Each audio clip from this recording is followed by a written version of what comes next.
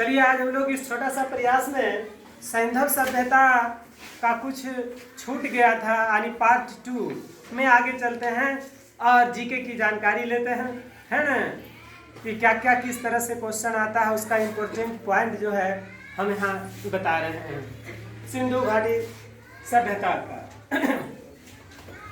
सैंधववासी सूती एवं ऊनी वस्त्रों का उपयोग करते थे।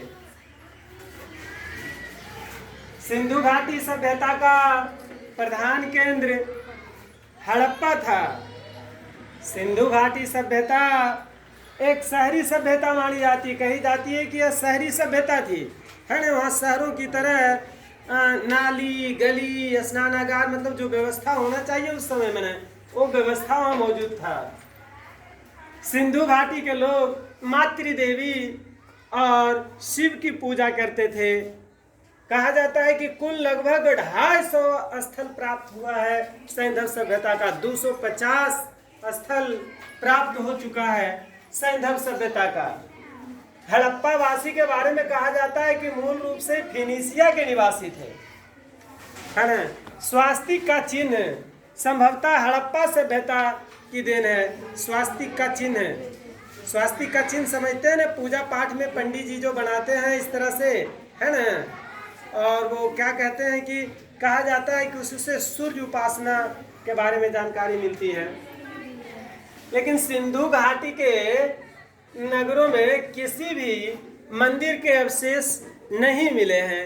ये लोग यानी मंदिर पूजा तो करते थे, जैसे मैंने बताया कि ये शिव की पूजा करते थे और मातृ देवी की पूजा करते थे, ये पूजा करते थे, लेकिन कोई मंदिर का अवशेष नहीं मिला है। ये लोग तलवार से परिचित नहीं थे सैंधव सभ्यता के लोग। आग में पकी हुई मिट्टी को टेराकोटा के नाम से जाना जाता है, उसको टेराकोटा कहते थे लोग, है ना। सैंधव सभ्यता का विनाश संभवतः बाढ़ के कारण हुआ है। यानी ऐसा माना जाता है कि इस सभ्यता का विनाश किसी भी तरह का महामारी से ही हुआ है। लेकिन उन महामारियों में सबसे ज़्यादा बल बाढ़ को मिलता है कि बाढ़ से संभवतः उसका नाश हुआ। जानते हैं बहुत सारे ये सैंधव सभ्यता का जो प्रमुख स्थल है ना, उस किस नदी के किनारे है, उसके खोजकर्ता कौन है, उसका कब खोज हुआ और किस स्थान पर है, इसमें जो प्रमुख है ना, इसके बारे में हम बताने का प्रयास किए हैं। जैसे हड़प्पा रावी नदी के किनारे दयाराम साहनी एवं माधव स्वरूप वत्स इसके खोजकर्ता उत्खनन करता थे और 1921 में इसके बारे में जानकारी मिली। पाकिस्तान के मांटगोमरी जिला में ये पड़ता है। मोहनजोदड़ो सिंधु नदी के किनारे है। राखल दास बनर्जी जो है इसके उत्खनन करता है। ये 1922 में उत्खनन हुआ और पाकिस्तान के सिंध प्रांत में यह भी पड़ता है। चान्होदड़ों की बात करें तो सिंधु नदी के किनारे है। इसको गोपाल मजुमदार उत्खनन करता थे। 1931 में इसके बारे में जानकारी मिला। पाकिस्तान के सिंध प्रांत में ये भी है। कालीबंगन घग्गर नदी के किनारे इसको बीबी लाल एवं बीके थापर इसके उत्खनन करता थे। 1953 में राजस्थान में पड़ता है, इंडिया में पड़ता है। कोट दीजी सिंधु नदी के किनारे फजल अहमद इसके उत्खनन करता है 1953 में। ये भी सिंध प्रांत में ही पड़ता है ना। किधर पड़ता है? सिंध प्रांत में ही पड़ता है। इसके अलावा और कुछ और इम्पोर्टेंट हम बताते हैं आप लोगों को। जैसे रंगपुर की बात करते हैं तो इसके ये माधव नदी के किनारे है। रंगनाथ राव इसके उत्खनन करता है 1953-54 में। गुजरात का काठियावाड़ जिला में पड़ता है। रोपड़ सतलज नदी के किनारे यज्ञदत्त शर्मा इसके उत्खनन करता है। ये 1953 से 1956 तक में इसकी जानकारी प्राप्त हुई है।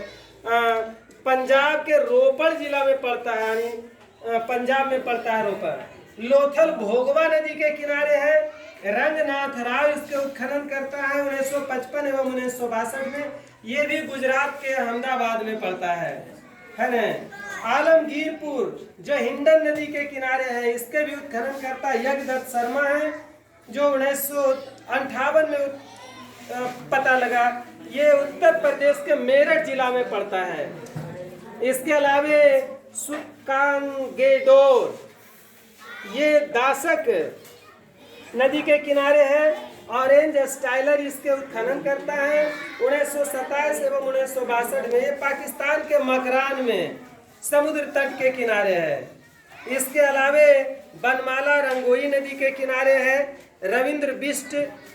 रविंद्र सिंह बिष्ट इसके उत्खनन करता 1974 में इसका उत्खनन किया गया, हरियाणा में ही है ये। उसके बाद धौलावीरा इसके भी रविंद्र सिंह बिष्ट 1990-91 में इसका उत्खनन हुआ और गुजरात के कच्छ जिला में पड़ता है। तो ये सब जो था प्रमुख सैंधव सभ्यता का प्रमुख स्थल और इससे संबंधित महत्वपूर्ण बातें थी। देखते रहिए।